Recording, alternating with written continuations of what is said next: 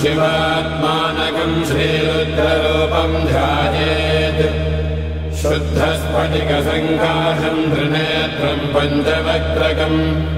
गङ्गाधरम् दशभुजम् सर्वाभरणभूषितम् नीलग्रीवम् शशाङ्काङ्कम् नागयज्ञोपवेदिनम् व्याघ्रधर्मोत्तरीयम् च वरेण्यमभयप्रदम् कमण्डलवक्षसूत्राणाधारिणम् शूलपाणिनम् ज्वलन्तम् पिङ्गलजटाशिखामद्योतधारिणम् वृषस्कन्धसमारोढम् उमादेहार्थधारिणम् अमृतेनाप्लुतम् शान्तम् दिव्यभोगसमन्वितम् दिग्देवता समायुक्तम् सुरासुरनमस्कृतम् नित्यम् च शाश्वतम् शुद्धम् ध्रुवमक्षरमव्ययम् सर्वव्यापिनमीशानम् रुद्रम् वै विश्वरूपिणम् एवम् ध्यात्वा द्विजः सम्यक् ततो यजनमारभेत् अथातो रुद्रस्नानार्चनाभिषेकविधिम् व्याख्यास्यामः आदितयेव तीर्थे स्नात्वा उदेत्य शुचिः रजतो ब्रह्मचारी शुक्रवासादेवाभिमुखस्थित्वा आत्मनि देवता स्थापयेत् प्रजनने ब्रह्मा तिष्ठतु पादयोर्विष्णुस्तिष्ठतु हस्तयोर्हरस्तिष्ठतु बाह्वोरिन्द्रस्तिष्ठतु जठरे अग्निस्तिष्ठतु हृदये शिवस्तिष्ठतु कण्ठे वसवस्तिष्ठन्तु वक्त्रे सरस्वती तिष्ठतु नासिकयोर्वायुस्तिष्ठतु नयनयोश्चन्द्रादित्यो तिष्ठेताम् कर्णयोरश्विनौ तिष्ठेताम् ललाटे रुद्रास्तिष्ठन्तु मूर्ध्नादित्यास्तिष्ठन्तु शिरसि महादेवस्तिष्ठतु शिखायाम् वामदेवस्तिष्ठतु पृष्ठे पिनाकी तिष्ठतु पुरतः शूली तिष्ठतु पार्श्वयो शिवाशङ्करो तिष्ठेताम् सर्वतो वायुस्तिष्ठतु ततो बहिः सर्वतोऽग्निज्वालामाला परिवृतस्तिष्ठतु सर्वेष्वङ्गेषु सर्वा देवता यथा स्थानम् तिष्ठन्तु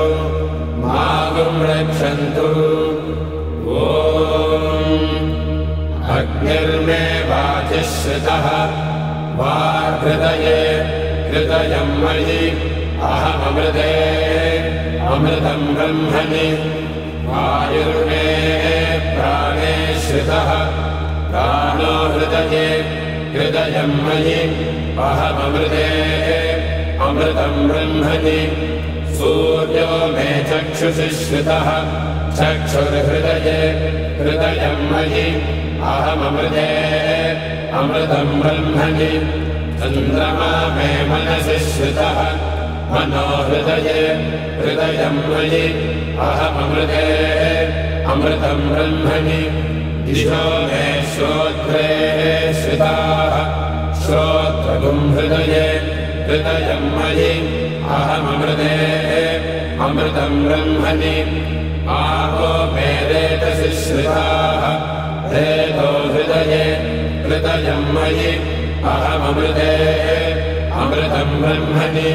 पृथिवी मे शरीरे श्रिताः शरीरगुम् हृदये हृदयम् मयि अहममृते अमृतम् ब्रह्मणि ओषधिवनस्पतयो मे लोमसु श्रिताः लोमानि हृदये हृदयम् मयि अहममृते अमृतम् ब्रह्मणि इन्द्रो मे बले श्रितः बलगुम् हृदये हृदयम् मयि अहममृते अमृतम् ब्रह्मणि पर्जन्यो मे मूर्ध्नि श्रितः मूर्धा हृदये हृदयम् मयि अहममृते अमृतम् ब्रह्मणि ईशानो मे मन्यो श्रितः मन्युर्हृदये हृदयम् मयि अहममृते अमृतम् ब्रह्मणि आत्मा मनात्मनि श्रितः आत्मा हृदये हृदयम् मयि अहममृते अमृतम् ब्रह्मणि पुनर्महात्मा पुनरायुरागात् पुनः प्राणः पुनरागोतमागात् वैश्वानरो रश्मिभिर्वावृधानः अन्तस्तिष्ठत्वमृतस्य गोपाः अस्य श्रीरुद्राध्याय प्रश्नमहामन्त्रस्य अघोरऋषिः अनुष्टुप्छन्दः सङ्कर्षणमूर्तिस्वरूपो योऽसावादित्यः परमपुरुषस्य एष रुद्रो देवता नमः शिवायेति बीजम् शिवधरायेति शक्तिः महादेवायेति कीलकम् श्रीसाम्ब सदाशिवप्रसादसिद्ध्यर्थे जपे विनियोगः ॐ अग्निहोत्रात्मने अङ्गुष्ठाभ्याम् नमः दर्शपूर्णमासात्मने दुर्जनेभ्याम् नमः चातुर्मास्यात्मने मध्यमाभ्याम् नमः निरोधपशुबन्धात्मने अनामिकाभ्याम् नमः ज्योतिष्ठोमात्मने कनिष्ठिकाभ्याम् नमः सर्वकृत्वात्मने करतलकरपृष्ठाभ्याम् नमः अग्निहोत्रात्मने हृदयाय नमः दर्शपूर्णमासात्मने शिरसे स्वाहा चातुर्मास्यात्मने शिखायै वषट् निरोधपशुबन्धात्मने कवचाय हुम् ज्योतिष्ठोमात्मने नेत्रत्रयाय भूषट् सर्वकृत्वात्मने अस्त्राय भटे भूर्भुवस्सुवरोभिषिदिग्बन्धः ध्यानम्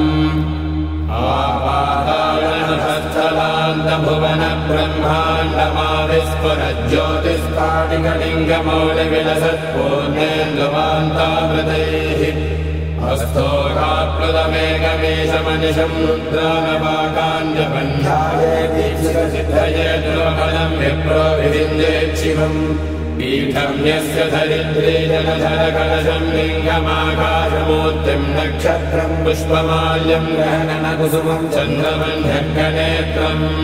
कुक्षिः सप्तसमुद्रम् हिमगिरिशयनम् सप्तपादालपादम् वेदम् वक्त्रम् षडङ्गम् दशदिशिवसनम् दिव्यलिङ्गम् नमामि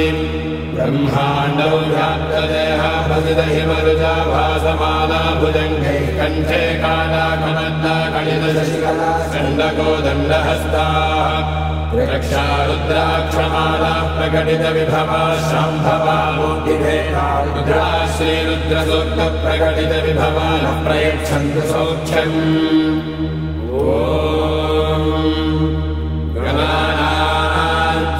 गणपतिगुम्भवामहे कविम् कवीनामुपमश्रवस्तमम् ज्येष्ठराजम् ब्रह्मणाम् ब्रह्मणस्पत आनशृण्वन्नोतिभिः सेदसादनम् ॐ महागणपतये नमः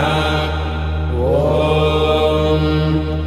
शंस मे मयश्च मे प्रियञ्च मे न कामश्च मे कामश्च मे सौमनसश्च मे भद्रञ्च मे श्रेयश्च मे वस्यश्च मे यशश्च मे भगश्च मे द्रविणञ्च मे यन्ता च मे धर्ता च मे क्षेमश्च मे धृतिश्च मे विश्वञ्च मे महश्च मे संविच्च मे ज्ञात्रञ्च मे सोश्च मे प्रसोश्च मे शीरञ्च मे वयश्च मरुतञ्च मे मृतञ्च मे यक्ष्मञ्च मे नामयश्च मे जीवातुश्च मे दीर्घायुत्वञ्च मे नमित्रञ्च मे भयञ्च मे सुखञ्च मे शयनञ्च मे सूषा च मे सुदिनञ्च मे ॐ शान्तिः शान्तिः शान्तिः ॐ नमो भगवते रुद्राय नमस्ते रुद्रमन्यवहुतोतयिषवे नमः नमस्ते अस्तु धन्वने बाहुभ्यामुदते नमः यातयिषुः शिवतमा शिवम् बभूवते धनुः शिवाशव्यायापदया नो रुद्रमृडया याते रुद्रशिवा तनोरघोरापापकाशिनी तया नस्तनुवाषण्डमया गिरिषन्दाभिजाकशीः यामिषङ्गिरिषण्डहस्ते बिभर्षस्तवे शिवाङ्गिरिद्रताम् गुरुमाहि वंशेः पुरुषम् जगत् शिवेन वचसा त्वा गिरिशाच्छा वदामसि यथा नः सर्वमिज्जगतयक्ष्मगम् सुमहासे अध्यवोजदधिवक्ता प्रथमो देवाभिषक् अहेगश्च सर्वान् जम्भयन् सर्वास्तयानुधान्यः असौ यस्ताम्रो अर्णवुदबभ्रस्वमङ्गलः ये चेमागम् रुद्राभितो दिक्षुश्रिता सहस्रशो वै कुम्भेन जीमहे असौ योपसर्पति नीलग्रीवो विलोहितः उग्रैणम् गोपा अदृशन्नदृशन्नतहार्यः उग्रैणम् विश्वाभूतानि सदृष्टो मृडयादिनः नमो अस्तु नीलग्रीवाय सहस्राक्षाय मेढुके अथो ये अस्य सत्त्वानो हन्येभ्यो करन्नमः प्रबलमुञ्जधन्वनस्तमुभयोराग्नियोज्याम् याश्च देहस्तैषवः पराधा भगवोपप अवतत्यधनुस्त्वगम् सहस्राक्षसदे सुधे विषेद्यशल्यानाम् शिवो नः सुमना भव विद्यन्धनः कपद्दिनो विशल्यो मानवागुम्भुत अनेशन्नः शेषव आभुरस्य निषङ्गतिः या देहे धर्मे धृष्टमहस्ते बभूवते धनुः प्रया स्वान् विश्वतस्त्वमयक्ष्मया परिभुज नमस्ते अस्त्वायुधायानातदाय धृष्णवे उभाभ्यामुदते नमो बाहुभ्यान्तपधन्वने परिते धन्वनो हेतिरस्मान् प्रणक्तु विश्वतः अथो यदि श्रुतिस्तवारे अस्मन्निधे हितम् नमस्ते अस्तु भगवन् विश्वेश्वराय महादेवाय त्र्यम्बकाय त्रिपुरान्तकाय त्रिकाग्निकालाय कालाग्निरुद्राय नीलकण्ठाय मृत्युञ्जयाय सर्वेश्वराय सदाशिवाय श्रीमन्महादेवाय नमः नमो हिरण्यवाहवे सेनान्ये दिशान्तपतये नमो नमो वृक्षेभ्यो हरिकेशेभ्यः पशूनाम् पतये नमो नमः सस्मिञ्जनाय त्रिषेमते पथीनाम् पतये नमो नमो वक्रुहाय विव्याधिनेन्नानाम् पतये नमो नमो हरिकेशायोपवीतिने पुष्टानाम् पतये नमो नमो भवस्य हेत्ये जगताम् पतये नमो नमो रुद्राय तथा विनेक्षेत्राणाम् पतये नमो नमः सूताय हन्याय वनानाम् पतये नमो नमो रोहिताय स्थपतये वृक्षाणाम् पतये नमो नमो मन्त्रिणे वाणिजाय कक्षाणाम् पतये नमो नमो भुवन्तये वारिवस्कृताय औषधीनाम् पतये नमो नमः उच्चैर्घोषाय गन्धयते पद्येनाम् पतये नमो नमः कृत्स्नवेदाय धावते सत्त्वनाम् पतये नमः नमः सहमानाय निर्व्याधिनः व्याधिनीनाम् पतये नमो नमः खगुभाय निषङ्गिने स्थेनानाम् पतये नमो नमो निषङ्गिनयुषधिमते तस्कराणाम् पतये नमो नमो वञ्चते परिवञ्चते स्थायूनाम् पतये नमो नमो निचेरवे परिसरायारण्यानाम् पतये नमो नमः श्रिताभ्यो जिघागुम् सद्भ्यो मुष्णताम् पतये नमो नमो शिरद्भ्यो नक्तञ्जरभ्यः प्रकृन्दानाम् पतये नमो नमः उष्णेशिने गिरिधराय कुलुञ्जानाम् पतये नमो नमः युषमद्भ्यो धन्वारिभ्यस्तवो नमो नमः आधन्वानेभ्यः प्रतिदधानेभ्यस्तवो नमो नमः आयच्छद्भ्यो सृजद्भ्यस्तवो नमो नमोऽस्यद्भ्यो विद्युद्भ्यस्तवो नमो नमः आसीनेभ्यः शयानेभ्यस्तवो नमो नमः स्वभद्भ्यो जाग्रद्भ्यस्तवो नमो नमस्तिष्ठद्भ्यो धावद्भ्यस्तवो नमो नमः सभाभ्यः सभाबलिभ्यस्तवो नमो नमो अश्वेभ्योऽश्वपतिभ्यस्तवो नमः नमः व्याधिनेभ्यो विविध्यन्तेभ्यस्तवो नमो नमः पुटनाभ्यस्तृगम्भलेभ्यस्तवो नमो नमो वृत्सेभ्यो वृत्सपतिभ्यस्तवो नमो नमो भ्रातेभ्यो भ्रातपतिभ्यस्तवो नमो नमो गणेभ्यो गणपतिभ्यस्तवो नमो नमो विरूपेभ्यो विश्वरूपेभ्यस्तवो नमो नमो महद्धाक्षुल्लकेभ्यस्तवो रथेभ्यस्तवो नमो नमो ऋषिभ्यो रथेभ्यस्तवो नमो नमो रथेभ्यो रथपतिभ्यस्तवो नमो नमः सेनाभ्यः सेनानिभ्यस्तवो नमो नमः क्षत्रुभ्यः सङ्ग्रहेतृभ्यस्तवो नमो नमश्चक्षुभ्यो रथकालेभ्यस्तवो नमो नमः कुणालेभ्यः कर्मालेभ्यस्तवो नमो नमः पुञ्जिष्टेभ्यो निरालेभ्यस्तवो नमो नमः यशकृद्भ्यो धन्वकृद्भ्यस्तवो नमो नमो मृगयभ्यश्वनिभ्यस्तवो नमो नमः श्वभ्यश्वपदिभ्यस्तवो नमः नमो भवाय च रुद्राय च नमः शर्वाय च पशुपतये च नमो नीलग्रीवाय च शितिकण्ठाय च नमः कपर्दिने च व्यक्तकेशाय च नमः सहस्राक्षाय च शतधन्वने च नमो गिरिशाय च शिबिभिष्ठाय च नमो मेघोत्तमाय चेरुमदे च नमो ह्रस्वाय च वामनाय च नमो बृहदे च वर्षीयसे च नमो वृद्धाय च संवृद्धने च नमो अग्र्याय च प्रथमाय च नमः आधवेदाजिराय च नमः शीघ्रियाय च शीघ्राय च नमः ऊर्ध्वाय तावस्वन्याय च नमः स्रोतस्याय च दीप्याय च नमो ज्येष्ठाय च कनिष्ठाय च नमः पूर्वजाय चापरदाय च नमो मध्यमाय चापकल्पाय च नमो जघन्याय च बुद्ध्याय च नमः स्वोभ्याय च प्रतिसर्याय च नमो याम्याय च क्षेम्याय च नमः पुर्वर्याय च कल्याय च नमः श्लोक्याय चावसान्याय च नमो वन्याय च कक्ष्याय च नमः श्रवाय च प्रतिश्रवाय च नमः आशुधेनाय चासुरथाय च नमः शूराय चावविन्दते च नमो वर्मिणे च वरोषिणे च नमो बिल्विने च कवचिने च नमः श्रुताय च श्रुतसेनाय च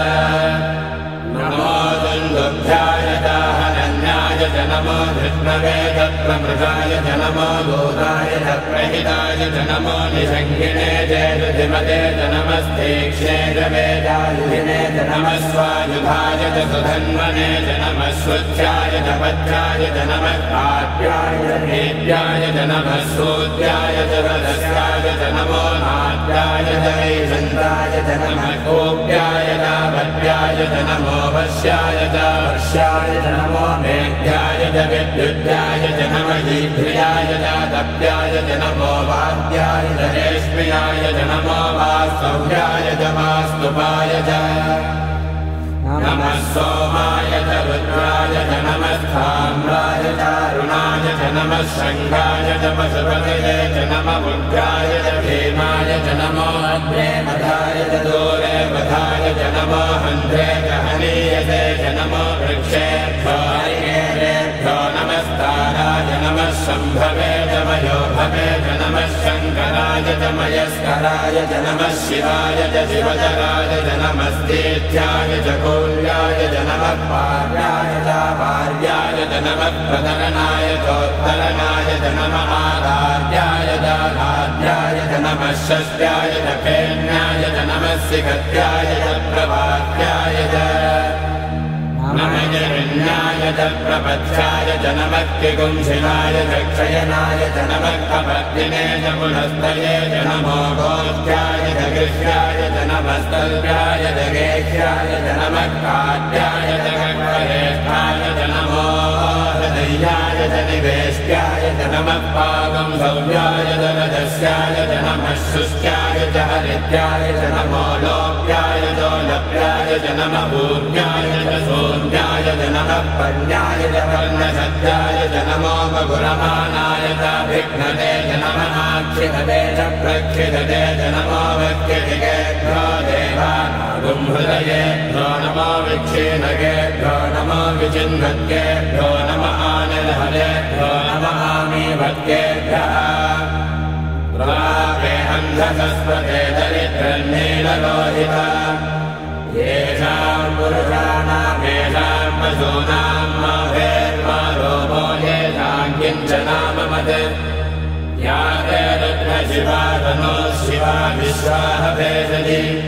शिवा रुद्रस्य भेषति दयानो मृडदेवसे इमागं रुद्राय तपसे कवर्धिने क्षयत्तीराय प्रभरामहे मतिम् यथा नः समसद्विपदे चतुष्पदे विश्वम् पुष्टम् ग्रामे अस्मिन्ननातुरम्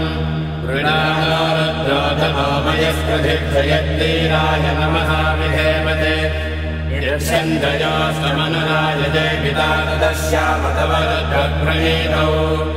मानो महान्तमुदमानो अध्वर्गम् मानवुक्षन्तमुदमानवुक्षितम्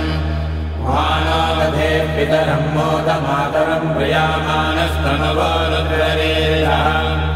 मानस्तोकेतनये मान आयुषिमानो गोषुमानो अश्वेजुरीरिषः वीरान्मानो रुद्रभावितो वधेत इष्मन्तो नमसा विधेमते आराध्ये गोर्धमुतपूरुषघ्ने क्षयत्तीराय सुम्नमस्मे ते अस्तु रक्षाजनो अधिजदेव प्रोह्यताजनः शर्म यच्छद्विवर्हाः सुहिश्रुतम् गद्धसदैयमानम् मृगन्न भीममुपहत्नुमुग्रम् मृडाचरित्रे रुद्रस्तवानो हन्यन्ते अस्मन्निवमन्तु सेनाः परिणो रुद्रस्य हेतर्वृणक्तु परिद्वेषस्य दुर्मतिरभायोः अवस्थिनामघवद्भस्तनुश्रमेद्धस्तोकायतनयाय मृडय मीहृष्टमशिवतमशिवो नः सुमना भव परमे वृक्षायुधम् निधाय कृत्यम् वधान आचर पिनाकम् विप्रदातिः लीलितविलोहित नमस्ते अस्तु भगवः यास्ते सहस्रकुम्भेदयोन्यमस्मन्निवपन्तु ताः सहस्राणि सहस्रधा बाहुवोस्तवहेतयः तासामीशानो भगवत्पराजीनामुखाकृति सहस्राणि सहस्रशो ये रुद्रादिभूम्याः येषाकुम् सहस्रयोजने वधन्वानि तन्मसि अस्मिन्महत्यर्णवेन्तरिक्षे भवाधि नीलग्रीवाशिनिकण्ठाः सर्वादः क्षमाचराः नीलग्रीवाशिनिकण्ठादिवगुम् रुद्रा उपश्रिताः ये वृक्षेषु रस्मिञ्जना नीलग्रीवाविलोहिताः ये भूतानामधिपतयो दिशिकाशक्रपत्तिनः ये अन्येषु विविध्यन्ति पात्रेषु पिबतो जनान् ये पथाम् प्रतिरक्षय ऐलभृधायौषधः ये तीर्थानि प्रचरन्ति शुकाबन्धानि शङ्गिनः येताबन्धश्च भूयागुंसस्तदिशो रुद्राविधस्थिरे तेषागुम् सहस्रयोजने वधन्वानि तन्मसि नमो रुद्रेभ्यो ये पृथिव्यायेऽन्तरिक्षे ये दिविजे कामन्नम् पादो वर्षमिषमस्तेभ्यो दश प्राचे दश दक्षिणा दश प्रदीपेतगोदीपेतगोद्भास्तेभ्यो नमस्ते नो मृडयन्तु तेयम् विष्णो यश्च नो त्रेष्टितम् वोडम्भे ददामि प्रियम्बके यदामहे सुगन्धिम् पुष्टिवर्धनम् उर्वारुकमिव बन्धनान् मृत्योर्मुक्षीयमावृतात् यो रुद्रो अग्नौ यो अप्सु यवोषधीश यो रुद्रो विश्वाभुवनारिवेश तस्मै रुद्राय नमो अस्तु तमुष्टु यस्विषस्सु धन्वा यो विश्वस्य क्षेति भेषजस्य इक्ष्वामहेतो मनसाय रुद्रन्नमो यद्देवमसुरन्दुरस्य अयम् मे हस्तो भगवान् अयम् मे भगवत्तरः अयम् मे विश्वभेदयो यगुम् शिवाभिमर्जनः एते सहस्रमयुतम् पाशामृत्यो मत्याय हन्तवे प्राज्ञस्य मायया सर्वानवयजामहे मृत्यवे स्वाहा मृत्यवे स्वाहा ॐ नमो भगवते रुद्राय विष्णवे मृत्युर्मे पाहि प्राणानाम् ग्रन्थिरसि रुद्रो मा विश्वान्तकः तेनान्येनाप्यायस्व ॐ शान्तिः शान्तिः शान्तिः अग्ना विष्णो सजोषसे मामध्वन्तु वाङ्गिरः युम्ने वाजेभिरागतम् वाजश्च मे प्रसवश्च मे प्रयतिश्च मे प्रसिद्धिश्च मे शरदष्टमे श्लोकष्टमे श्रावष्टमे श्रुतिष्टमे ज्योतिष्टमे सुदष्टमे प्राणष्टमे पाणष्टमे ध्यानष्टमे सुष्टमे चित्तञ्जमाधीनञ्जमे वाक्ष्टमे मनष्टमे चक्षुष्टमे श्रोत्रञ्जमे दक्षष्टमे बलञ्जमहोदष्टमे सहस्रमायुष्टमे जलाजमहात्माजमे धनुष्टमे जन्मजमे वल्मजमे गानिजमे स्थानिजमे परोगंसिजमे शरीरानिजमे देशञ्जमहाधिपत्यञ्जमे मन्यष्टमे भामष्टमे मष्टमे भष्टमे रेमाजमे महिमाजमे भजिमाजमे प्रसिमाजमे भस्माजमे नागुयाजमे वृद्धञ्जमे वृद्धिष्टमे सत्यञ्जमे श्रद्धाजमे जगष्टमे धनञ्जमे वशष्टमे विशिष्टमे क्रीडाजमे मोदष्टमे जातञ्जमे जनिष्यमानञ्जमे सूक्तञ्जमे सुकृतञ्जमे वित्तञ्जमे वेद्यञ्जमे भूतञ्जमे भविष्यष्टमे सुगञ्जमे सुवधञ्जमरुद्धञ्जमरुद्धिष्टमे कृत्तञ्जमे कृत्तिष्टमे मतिष्टमे सुमतिष्टमे सञ्जमे मयष्टमे प्रियञ्जमे कामष्टमे कामष्टमे सौमनसष्टमे भद्रञ्जमे श्रेयष्टमे वस्यष्टमे यशष्टमे भगष्टमे प्रविरञ्जमे यन्तातमे भद्रातमे क्षेमष्टमे धृतिष्टमे विश्वञ्जमे महष्टमे संविच्चमे ज्ञात्रञ्जमे सोष्टमे प्रसोष्टमे श्रीरञ्जमे लयष्टमरुतञ्जमे मृतञ्जमे लक्ष्मञ्जमे नामयश्चमे जीवातुष्टमे दीर्घायुत्वञ्जमे नमित्रञ्जमे भयञ्जमे सुगञ्जमे शयनञ्जमे शोषाजमे सुयनञ्जमे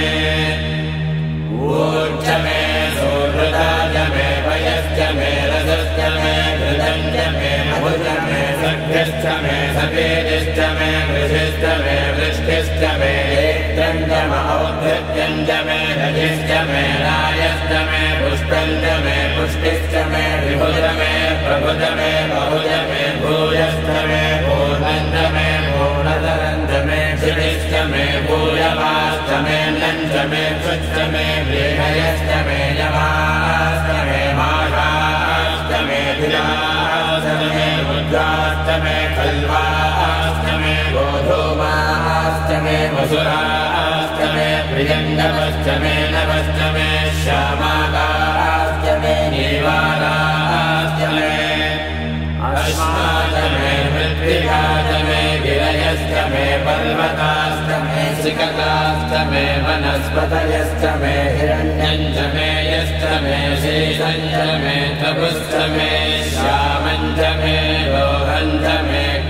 महापष्टमे वीरुधष्टमोषधयष्टमे कृष्णपच्छञ्जमे कृष्णपच्छञ्जमे ग्राम्याष्टमे पशवारण्याश्च यज्ञेन कल्पन्ताम् वित्तञ्जमे विद्धिष्टमे भूतञ्जमे भूतिष्टमे वसुजमे वसतिष्टमे कल्मजमे शक्तिष्टमे थष्टमयेमष्टमयितिष्टमे गतिष्टमे अग्निष्टमयिन्द्रष्टमे सोमष्टमयिन्द्रष्टमे सविताचमयिन्द्रष्टमे सरस्वतीचमयिन्द्रष्टमे पूषाचमयिन्द्रष्टमे बृहस्पतिश्चमयिन्द्रष्टमे मित्रष्टमयिन्द्रष्टमे वरुणष्टमयिन्द्रष्टमे त्वष्टाचमयिन्द्रष्टमे धाताचमयिन्द्रष्टमे विष्णुष्टमयिन्द्रष्टमे श्विनोचमयिन्द्रष्टमे मरुदष्टमयिन्द्रष्टमे विश्वे च मे देवाइन्द्रष्टमे पृथिवीचमयिन्द्रष्टमेऽन्तरिक्षं च मयिन्द्रष्टमे द्यौश्चमयिन्द्रष्टमे दिशश्चमयिन्द्रष्टमे मूर्धा च मयिन्द्रष्टमे प्रजापतिश्चमयिन्द्रष्टमे पुंसुष्टमे रश्मिष्टमे दाभ्यष्टमेऽधिपतिष्टमवुपापुंसुष्टमे कल्यामष्टमैन्द्रवायवष्टमे वैश्वावरुणष्टमहाश्विनष्टमे प्रतिप्रस्थानष्टमे शुक्लष्टमे मन्थीतमहाग्रजनष्टमे वैश्वदेवष्टमे ध्रुवष्टमे वैश्वानरष्टमरुतग्रहाष्टमे ग्राह्यास्तमहेन्द्राग्नश्च मे वैश्वदेवश्च मे मरुत्वदीयाश्च मे माहेन्द्रश्च महादित्यश्च मे सावित्रश्च मे सारस्वतश्च मे पौष्णश्च मे वाग्देवतश्च मे हारिलोचनश्च मे विद्मश्च मे बर्हिश्च मे वेदिश्च मे निष्क्रियाश्च मे सृजश्च मे तमसाश्च मे क्षामानश्च मे स्वरवश्च बहुपरवाश्च मे ऋषवनेच मे द्रोणकलशश्च मे वायव्यानिच मे भूतभृच्च महाधवनीयश्च महाग्नेन्द्रञ्च मे हविर्धानञ्च मे गृहाश्च मे सदश्च मे पुरोणाशाश्च मे पजताश्च मे बभृतश्च मे स्वराकारश्च मे अग्निश्च मे धर्मश्च मे कश्च मे सूर्यश्च मे प्राणश्च मे श्वमेधश्च मे पृथिवी च मे दितिश्च मे द्यौश्च मे शक्वरे अङ्गुलज्योतिषश्च मे यज्ञेन कल्पन्तां रक्ष मे शाम च मे सोमश्च मे यजुश्च मे दीक्षा च मे तपश्च मरुतश्च मे व्रतं च मे होरात्रयो दृष्ट्या बृहद्रतन्तरे च मे यज्ञेन कल्पेता गर्भाश्च मे वत्साश्च मे द्रविश्च मे द्रवी च मे दिव्यमाच्च मे दिव्यौहे च मे पञ्चाविश्च मे पञ्चावी च मे त्रिवत्सश्च मे त्रिवत्सा च मे तुर्यमाच्च मे तुर्यौहे च मे पष्ठमाच्च मे पष्ठौहे च मुक्षा च मे वशा च मरुणभश्च मे देहश्च मे धन्वाञ्च मे धेनुश्च महायुर्यज्ञेन कल्पताम् प्राणो यज्ञेन कल्पताम् अपानो यज्ञेन कल्पताम् व्यानो यज्ञेन कल्पताम् चक्षुर्यज्ञेन कल्पताम् श्रोत्रैर्यज्ञेन कल्पताम् मनो यज्ञेन कल्पताम् वाग्यज्ञेन कल्पताम् आत्मा यज्ञेन कल्पताम् यज्ञो यज्ञेन कल्पताम् एकाच मे तिस्रश्च मे पञ्च च मे सप्त च मे नव च मयेकादश च मे त्रयोदश च मे पञ्चदश च मे सप्तदश च मे नवदश च मयेकविंशतिश्च मे त्रयोविंशतिश्च मे पञ्चविंशतिश्च मे सप्तविंशतिश्च मे नवविंशतिश्च मयेकत्रिंशच्च मे त्रयस्त्रिंशच्च मे चतस्रश्च मे मे द्वादश च मे षोडश च मे विंशतिश्च मे चतुर्विंशतिश्च मे अष्टाविंशतिश्च मे द्वात्रिंशच्च मे षट्त्रिंशच्च मे चत्वारिंशच्च मे चतुश्चत्वारिंशच्च मे अष्टाचत्वारिंशच्च मे वाजश्च प्रसवश्चाभिरश्च क्रतुश्च शुभश्च मोक्षानव्यज्ञयश्चान्ध्यायनश्चान्त्यश्च भुवनश्च भुवनश्चाधिपतिश्च इगादेवहोर्मनुर्यज्ञये बृहस्पतिवृद्धामदानि सगंसितद्विश्वे देवासोक्तवाचः पृथिविमातर्मामाहिगंसेर्मधुमनिष्ये मधुजनिष्ये मधुवक्ष्यामि मधुपतिष्यामि मधुमतेन् देवेभ्यो वाचमध्यासगं शुश्रूषेण्यां मनुष्येभ्यस्तन्मा